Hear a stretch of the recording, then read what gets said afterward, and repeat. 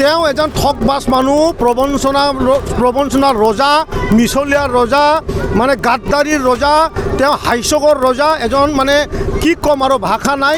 আমাৰ এই BTC অঞ্চলত তেখেতৰ দৰে জনপ্ৰতিনিধি পাৱাটোৱে আমাৰ কাৰণে দুৰ্ভাগ্য।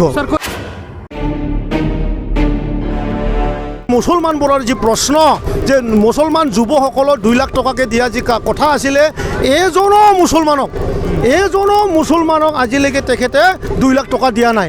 সেইকাৰণে মুছলমান সমাজৰ প্ৰত্যেকটা শ্ৰেণীৰ মানুহে তেখেতক আজি গাদ্দাৰী আখ্যা দিছে আৰু এই নিৰ্বাচনত তেখেতে ইয়াৰ ৰিজাল্ট পাবলৈ গৈ আছে।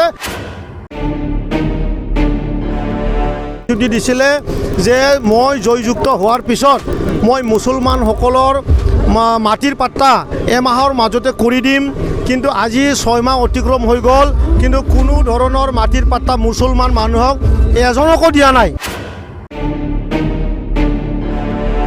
আৰু বিপুল সংখ্যাৰ ৰাইজে, আমাৰ বিশেষ কৰি মাইনৰিটি সমাজে আদৰি লৈছে আৰু হাগ্ৰামাই যে যোৱা নিৰ্বাচনৰ গাদ্দাৰী কৰিছে, এই গাদ্দাৰীৰ উত্তৰ বা শাস্তি দিয়াৰ কাৰণে আমাৰ ইছলামলম্বী মানুহসকলে ৰেডি হৈছে।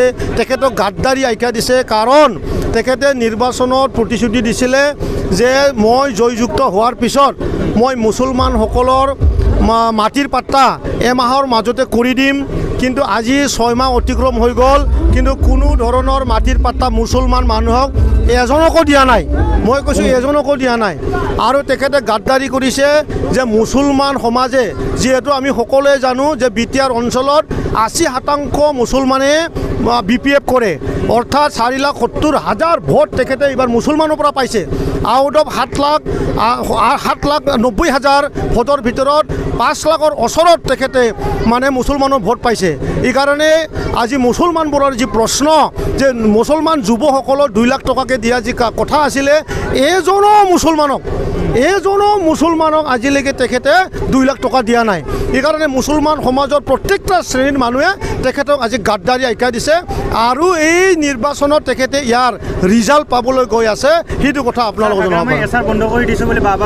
তেওঁ এজন ঠকবাজ মানুহ, প্ৰবঞ্চনাৰ ৰজা, মিছলীয়াৰ ৰজা, মানে গাদ্দাৰীৰ ৰজা, তেওঁ হাস্যকৰ ৰজা এজন, মানে কি ক'ম আৰু ভাষা নাই। আমাৰ এই BTC অঞ্চলত তেখেতৰ দৰে জনপ্ৰতিনিধি পাৱাটোৱে আমাৰ কাৰণে দুৰ্ভাগ্য।